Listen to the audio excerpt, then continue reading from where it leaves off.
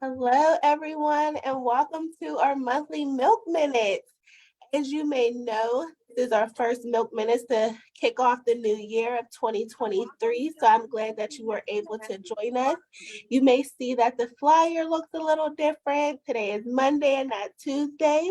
We did make a few changes, so our Milk Minutes is going to be every fourth Monday of every month to spark off Milk Minutes Monday. Before I dive into this month's topic, I want to give a brief overview about what Healthy Start Center for Urban Breastfeeding is. Healthy Start Center for Urban Breastfeeding is the initiative to increase breastfeeding rates among Black families in Allegheny County, whereas our Milk Minutes is our community education series that occurs and talks about different topics through Facebook Live. You don't have to be enrolled in our program to engage. So make sure you like, subscribe, and share. Today we have Ashley and we also have Kieashia. Nice to meet you. We're going to be talking about our first time with our baby, our first time moments, latch, all that good stuff. You guys can introduce yourself. So I'll go first. Good evening, everyone. I'm Ashley Comans. I'm a mom, a current nursing mother of an 8-month-old baby boy, and also a part of the Healthy Start team as the Media and Government Relations Manager.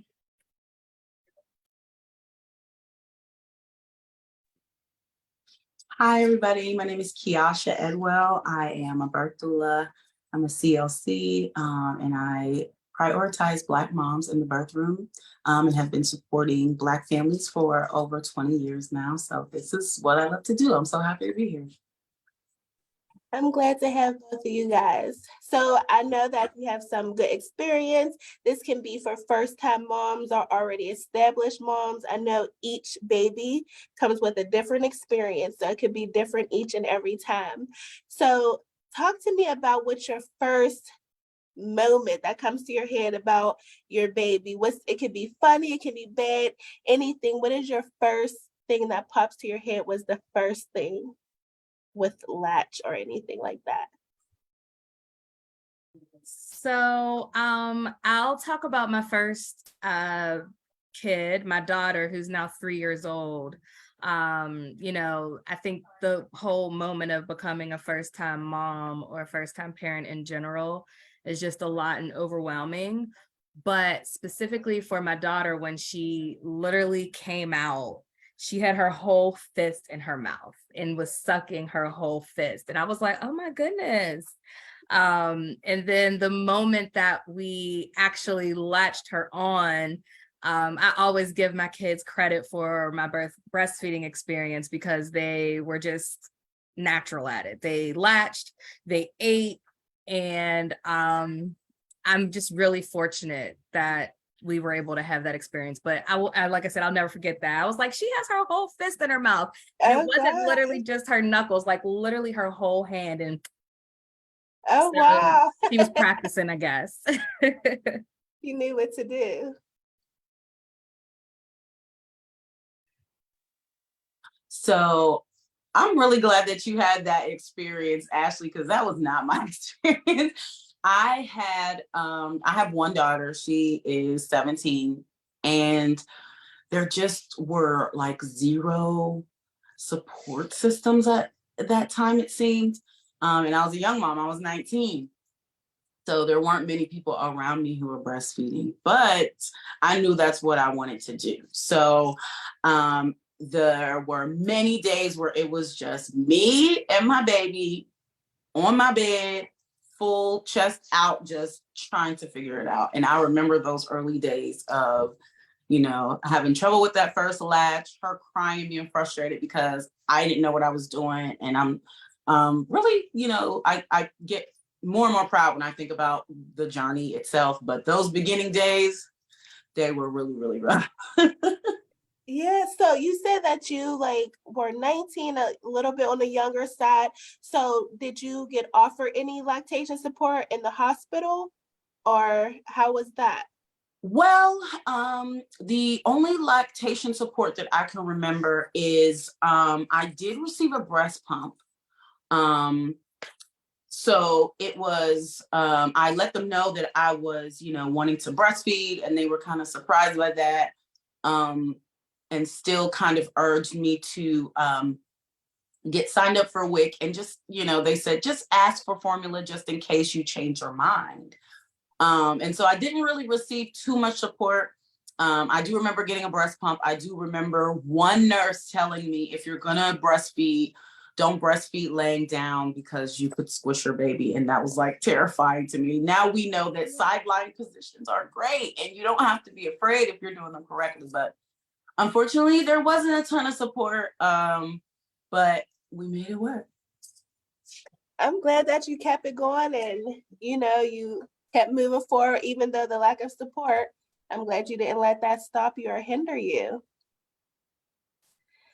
So the first time latching, Ashley, were you nervous? Was it in the hospital? Like tell me about that a little bit more. Yeah, I was nervous. I think having, children now with social media and the internet, prior to going into the hospital, I was like glued into Facebook groups. I actually didn't find like our local Pittsburgh Black breastfeeding circle until after the baby got here. So before, I was in like a national Black breastfeeding group. And when I tell you, I read every single thing, I read every single document, file, watch the videos before, just because I'm a learn it all. I like to try to learn as much as I can, and becoming a mom, you want to try your best. And Kieashia and I actually spoke about this before. I am just really thankful for my experience, and I try to share good experiences so that people can know that it's possible. Because even when I had my daughter, when I got to the floor, the lead nurse, I had her at West Penn, was a Black woman. And she came in, she made sure I knew about the Facebook groups. She asked me if I needed any support. Like I said, fortunately, my daughter and my son, but my daughter, we were doing really good latching. So whenever she would come in, and I would feed her, when I say come in, I'm also a mom that sends my kid to the nursery. I got some sleep in the hospital because I knew I wouldn't get sleep when I got home. So overnight when they would bring her in, we'd latch, and she just did it. Even the nurses were like, this is your first kid? I'm like, yeah, but this is all her. I don't know why it's working like this, but I'm going to take it. And I did notice like it was easier on one side than the other. So it was a matter of figuring out which position worked on each side and being able to like, figure it out. And my husband was really supportive. So if he could, when you're getting used to like a little baby and you're nervous, like you don't want to drop them or squish them. So he would be helpful in making sure I could move them around.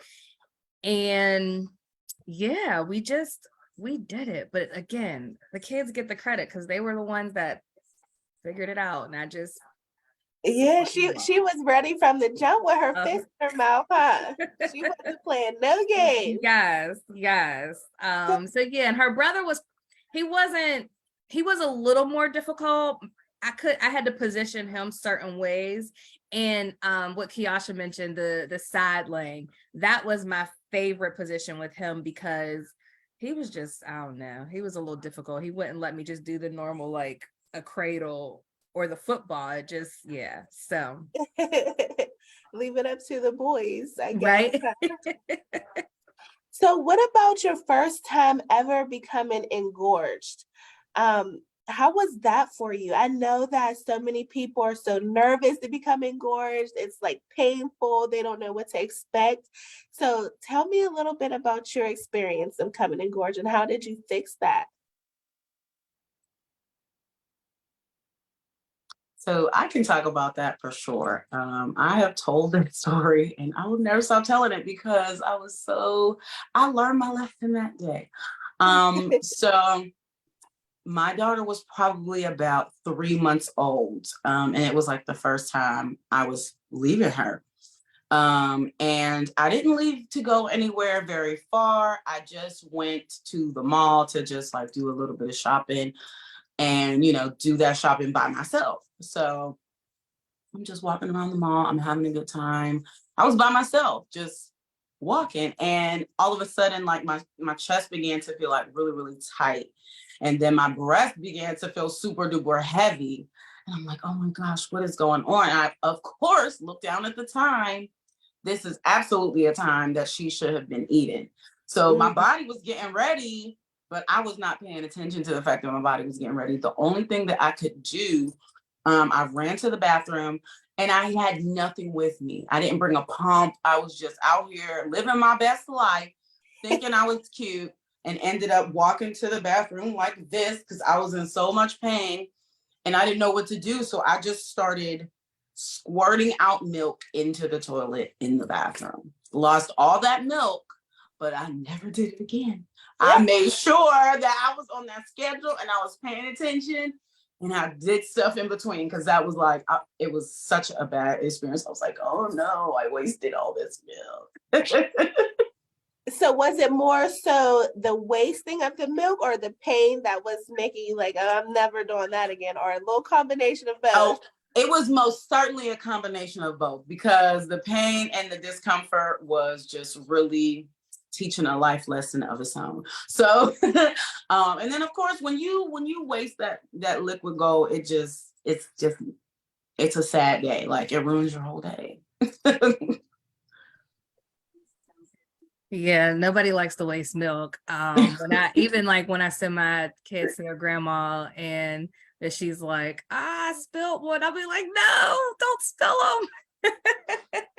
But yeah, and being engorged is real. And my first time with my engorgement, just in general, when my milk produced and like fully came in from the of course I'm losing the colostrum, that's the first milk when you're in the hospital.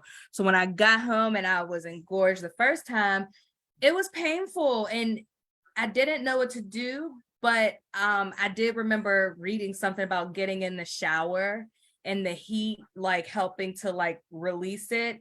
And then I tried to like hand express because I didn't want to pump. I was nervous to pump because I didn't want to pump too soon. Like I said, all the reading that I did, and then like trying to avoid mastitis because I had heard so much about mastitis. And so I'm like, no, I don't want to pump because then it'll tell my body I need more milk. So I just got in the shower, hand expressed, and would try to wake the baby up. Like, come on, I need you to eat. Like, I need you to eat. And I honestly can't remember. I feel like it probably took a couple weeks to get to a good, like a good flow of like, all right, where the milk is producing according to what the baby needs. But engorgement is real. And I think it's just mentally preparing for it. And the second time I used the haka. So the haka, the second time when I got engorged, I just placed it on to like relieve a little bit, but not to fully pump. And that was helpful. And I don't know, Kieashia, I don't know if you have experience just from the families that you help, but I felt like the second time around engorgement wasn't as bad as the first time. So I don't know if it was like stretched out before, so it was ready or what, but the second time for me wasn't as bad as the first time. So yeah. I will say in my experience, that's what other families will say. And I have to say on record, as a mom who gave birth so long ago, baby, I am so jealous of these moms who have hakas because I love telling them about it. Like, it's just, there's so many awesome uses for it. And had I had that back then when I was engorged or when I just needed to relieve a little pressure, that would have been, but yes, that I tell families about that all the time. Yeah, so that's good that we asked about the hot water that you guys talked about, that the hot water. Also some people like they have those buckets and they can like put their breast in there and then the water and while they're in the breast, the milk. I never tried that one. Yeah, Or so even just warm bowls of water, sit them on the table, dunk those boobies in, and you'll feel the relief. yeah, we have a question about latching challenges. So let's talk about a little bit of the challenges with latching. Is it the position that you feel, or making sure that nipple is to nose? What challenges did you guys experience, and how did y'all overcome those? So I I'll say like for me it was position for my kids, and for my daughter. We had no issues. Like that was a true blessing. She was a champion, and shout out to Bellamy. Bo, I had to make sure he opened his mouth. He would not open his mouth. So it was a matter of sometimes if he didn't get it right, I had to keep taking him off. Like I wouldn't let him just stay on with an incorrect latch, because then he'd hurt me. So it was a matter like, and when they latch, their jaws are strong. So like it was the sticking your finger in where your nipple is at so you can detach it and pull away. Because when he's on, you can't just pull it out. So that was like a big thing. Like if they're not latching right, just detach them and put them back on. And to the point you made, like the nose to mouth, like starting the nipple hair to get them to lift their head up and open. And then like, you know what, I had a friend who I was helping when she first had, you got to stuff it in there, like take your boob and push it in their mouth, because they just might not suck in far enough. So that was just something that I was very like adamant about. Like if you don't latch right, I'm disconnecting you. You're gonna get it right. Right. Because I think it's important to know that breastfeeding is not supposed to hurt. It's not supposed to be painful. You're not supposed to go through all that cracked nipples. Of course, sometimes that does happen, but that's not the norm of what you should be experiencing while you're latching. So I think that's very important to know that breastfeeding is not supposed to be painful. I know we touched a little bit about when engorged, you have to just hand express, or you had to put it in the toilet. So tell me about that first heartbreak when you wasted a good amount of milk. It could be like dropping it on the floor, or you just left it out a little bit too long. How was that for you? You got one, Kieashia? So that first experience really did teach me a big lesson in making sure that like I kept things I kept a really good watch on like how long my breast milk had been out, making sure that the milk that I did pump and put in, it was going straight in bottles so that we were not wasting anything. I don't know if y'all remember, but they used to have the little Playtex bottles, and then they had the drop-in like little plastic inserts. That I don't think they still have them like that anymore. But for the Hakas? No, they were Playtex bottles. Oh. They were plastic bottles, like it was like a cylinder, and it came with a nipple, but instead of like you pouring it into an actual plastic bottle, it was open and you were pouring it into like a plastic drop-in. Okay. And then putting the lid on. Oh my gosh, I can't believe I'm the only one that knows. But anywho, it was supposed to be a lot more, it was supposed to be closer to like the breast.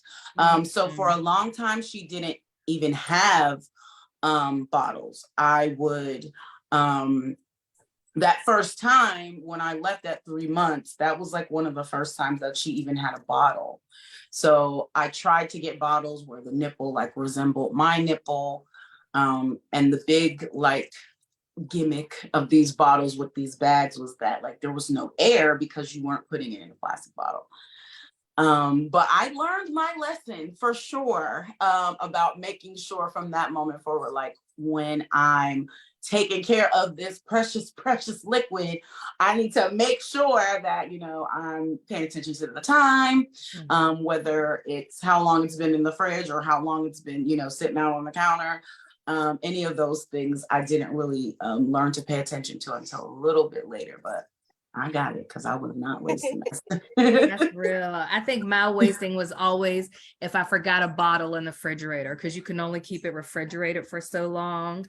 It maybe 3 days or 4 days, and I just forgot a bottle, and it's heartbreaking because especially when you're a mom and you want to go out and you have things to do, every ounce matters.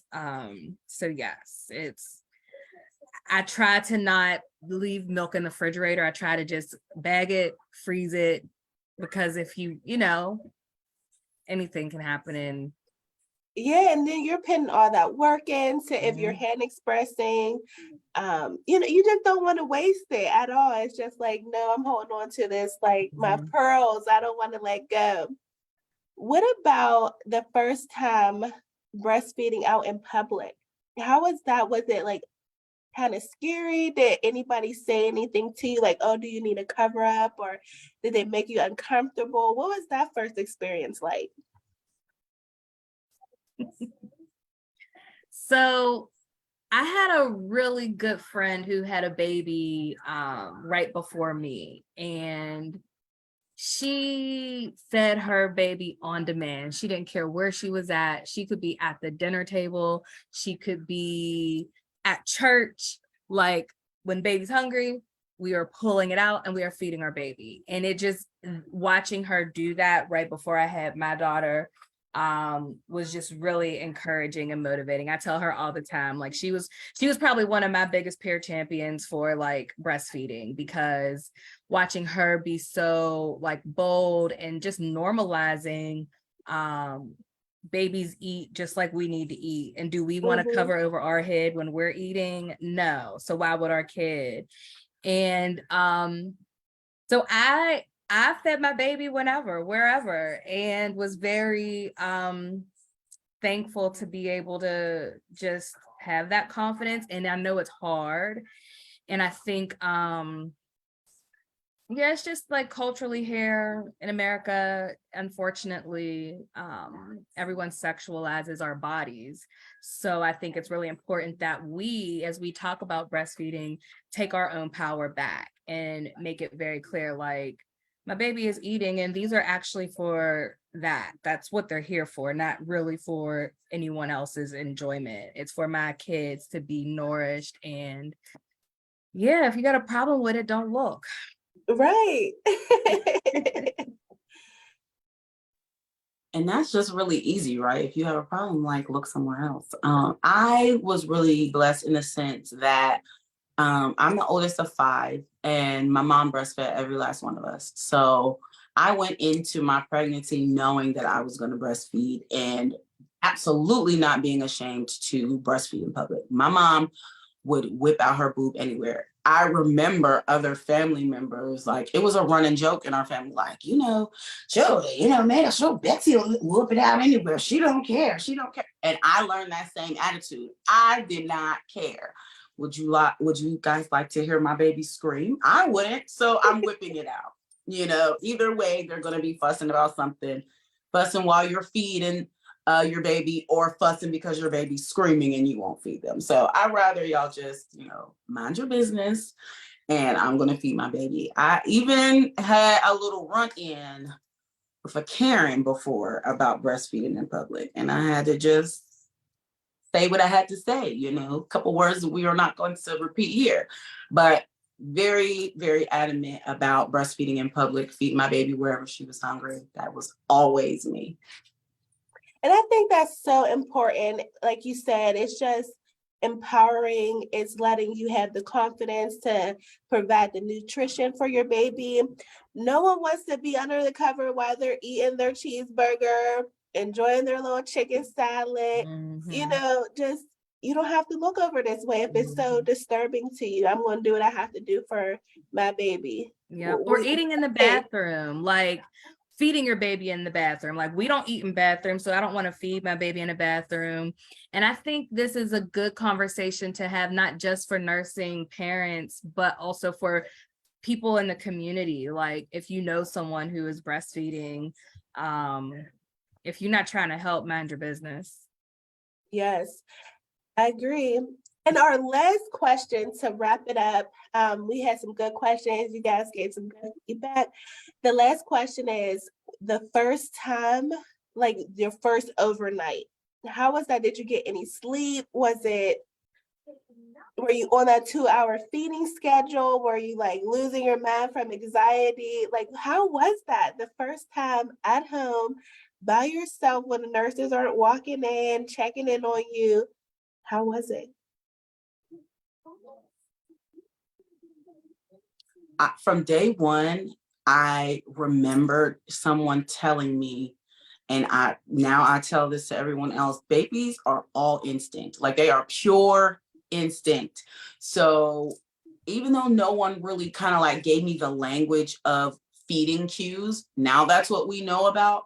I kind of learned to recognize by always keeping her with me. I was just a really clingy mom, and I always had her with me. We co-slept, so it was really a lot easier for me to be able to recognize those cues.